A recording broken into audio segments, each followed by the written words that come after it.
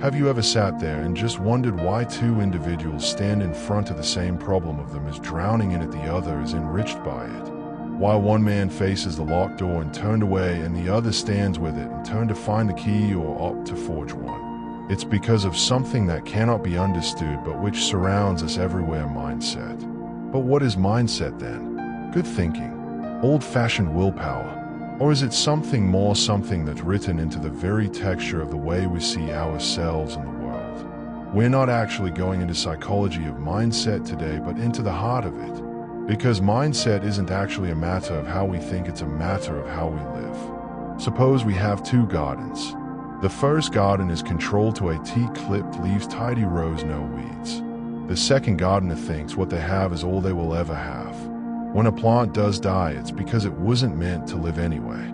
When the rain arrives, they'll be crying over its loss rather than changing. This garden is lovely but fragile. The second garden is rainbow-colored wild. In this garden, the gardener realizes growth isn't tidy. If the plant is wilting, they'll say, what does it need? When branches get torn from trees in a storm, they view it as an opportunity to grow another way. This garden isn't planted, it's evolving. The two gardens are the two mindsets we inhabit: fixed and growth. These were the words of psychologist Carol Dweck, but the idea is old. The Stoics knew that too. Epictetus, who was born a slave, became one of the most powerful teachers in the world by learning one very simple thing. We have no control over what happens to us, but we do have control over how we see it. The fixed mindset clings to, this is who I am. I can't help it. A growth mindset is the soft whisper, I am not yet what I could be. Which one do you hey?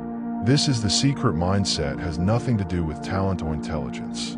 Not even a little bit. Everything about story. Each day we construct a narrative around our life. I'm terrible at this. I always manage to get it wrong. Everything that might possibly go wrong does go wrong for me. Or I am learning. It is difficult, but hard is not impossible. Failure is part of the path. The Stoics refer to this as prohairesis, the ability to decide how we assign meaning. Roman Emperor Marcus Aurelius, with war, plague, and conspiracy on all fronts, recorded in his own private journal, "You have the power over your mind, not over external events. Realize this, and you will find strength." But step-by-step balance. Our tongue-in-cheek naming of our company as Stoic is the sort of cat who becomes serious when seriousness is warranted and goofy when goofiness is warranted, and goofing around with question and curiosity. Attitude is not play acting or insincerity ease. It is sensation. This hurts me, but I can learn from it. This scares me, but I can take small steps. Think about the Japanese art of kintsugi, where gold is used to mend broken pottery. The breaks aren't concealed, they're highlighted. The jug is a more lovely object for being broken. Do that in life. First, a fixed mindset sees failure as proof of inadequacy. A growth mindset sees it as information, a lesson, a stepping stone.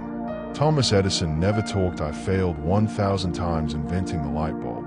He did say. The Stoics took it even further. They lived a more farty love of fate, not just accepting what is, but loving it. As if the universe was some wise teacher and every block some sly lesson plan. So marvel, what if your biggest constraints were also your best teachers? This is where we introduce the kitten energy. Yes, kitten, because Stoics must live too. A fixed mindset takes the fun out of learning. It's all about appearing smart to yourself, not being a plonker. But a playful mindset, that's where the magic begins. Imagine a kitten and a ball of string. It's not bothered about being silly. It's not sitting there thinking, what if I get it wrong? It's completely bewildered. It's something that even Einstein himself would agree to. I have no special talents.